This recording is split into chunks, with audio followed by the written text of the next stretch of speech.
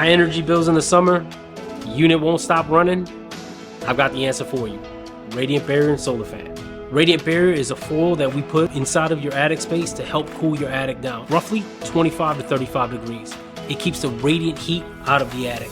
Radiant heat is what gives conductive and convective heat their properties. In doing so, we're dropping your attic temperatures roughly 25 to 35 degrees.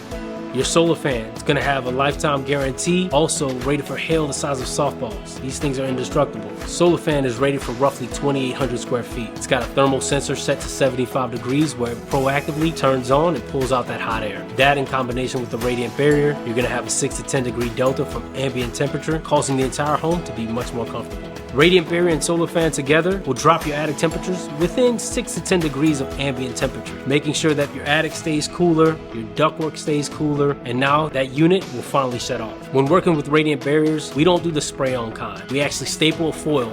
Lifetime guarantee, never to rip, tear, oxidize, or rust. So it's one-time application that you don't have to worry about again. So take the stress off your unit and your pocketbook by calling Green Attics and scheduling a sales consultant to come to your home.